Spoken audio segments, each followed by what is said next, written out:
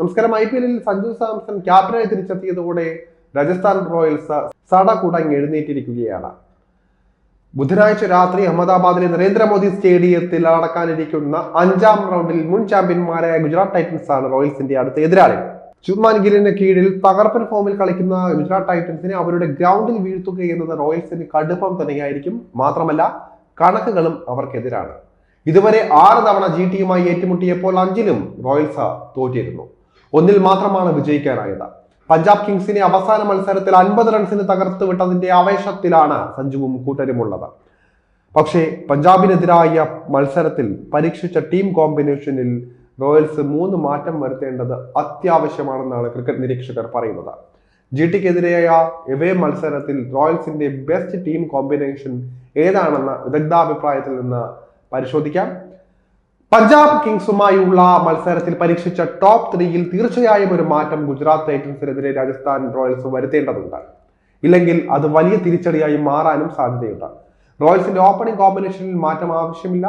Captain Sanju സാംസണും ജയ്സ്വാളും തന്നെ ഓപ്പണിംഗിൽ തുടരേണ്ടത് ആവശ്യമാണ്. കഴിഞ്ഞ മത്സരത്തിൽ റോയൽസിന്റെ ജയത്തിന് അടിത്തറയിട്ടത് ഓപ്പണിംഗ് ജോഡികളായിരുന്നു. 89 റൺസ് ആദ്യ വിക്കറ്റിൽ ഇരുവരും ചേർന്നെടുത്തു. 62 പന്തുകളിലായിരുന്നു ഇത്. സഞ്ജു 38 റൺസ് നേടി മടങ്ങിയപ്പോൾ ജയ്സ്വാൾ 66 റൺസും നേടിയിരുന്നു. 3-ാം നമ്പറിൽ യുവ ഓൾറൗണ്ടർ റയാൻ പരാഗിനെയാണ് റോയൽസ് പരീക്ഷിച്ചത്. ആദ്യത്തെ 12-13 പന്തുകളിൽ റണ്ണെടുക്കാൻ പാടുപെട്ട അദ്ദേഹം പിന്നീട് പുറത്താകാതെ 43 റൺസ് സ്കോർ ചെയ്യുകയായിരുന്നു. പരാഗിന്റെ ബെസ്റ്റ് പൊസിഷൻ ഇതല്ല.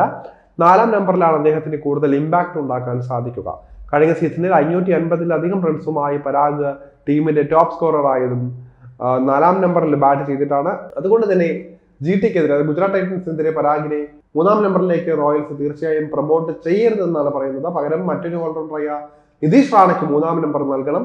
നേരത്തെ 3-ാം റൗണ്ടിൽ ചെന്നൈ സൂപ്പർ കിങ്സിനെതിരെ ഈ പൊസിഷനിൽ ഇറങ്ങി വെടിക്കെട്ട് ഇന്നിംഗ്സ് താരം കാഴ്ചവെച്ചിട്ടുള്ളതാണ്. 36 പന്തിൽ 81 റൺസുമായി കളിയിലെ ഹീറോയായതും റാണയാണ്. ഗുജറാത്ത് ടൈറ്റൻസിനെതിരെ അദ്ദേഹത്തെ ഈ റോളിലേക്ക് റോയൽസ് തിരികെ വിളിക്കുമോ എന്നാണ് ഇനി കണ്ടറിയേണ്ടത്. നിതീഷ് റാണയ്ക്ക് ശേഷം 4-ാം നമ്പറിൽ റിയാൻ പരാഗ് തന്നെ ഉറപ്പായും കളിക്കേണ്ടതുണ്ട്. 5-ാം നമ്പറിൽ ധ്രുവ് ജുറേലാണ് ബെസ്റ്റ് ഓപ്ഷൻ.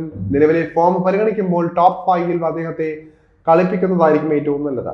പഞ്ചാബ് കിങ്സിനെതിരെ ഹെറ്റ്മെയറെയാണ് 5-ാം നമ്പറിൽ റോയൽസ് അയച്ചത്. ജുറേൽ 6-ാമനായിരുന്നു. എന്നാൽ GT-ക്കെതിരെ ഈ പിഴവും അവർ തിരുത്തേണ്ടത് അത്യാവശ്യമാണ്. ഹെറ്റ്മെയർക്ക് ശേഷം 7-ാമതായി വനന്തു ഹസരംഗയാണ് കളിക്കേണ്ടത്. ബാറ്റിംഗിലും ബൗളിംഗിലും ഭേദപ്പെട്ട സംഭാവനകൾ നടത്താൻ താരത്തിന് സാധിക്കുന്നതാണ്. തുടർന്ന് സ്പെഷ്യലിസ്റ്റ് ബൗളർമാരുടെ ഊഴമായിരിക്കും. ജോഫ്ര ആർച്ചർ ആയിരിക്കും പേസ് ആക്രമണത്തിന് ചുക്കാൻ പിടിക്കുക. എന്തായാലും സഞ്ജുവിന്റെ കീഴിൽ ഗുജറാത്തിനെതിരെ ഇറങ്ങുമ്പോൾ ജയത്തിൽ കുറഞ്ഞൊന്നും തന്നെ രാജസ്ഥാൻ ടീമും ആരാധകരും താരങ്ങളൊന്നും പ്രതീക്ഷിക്കുന്നില്ല.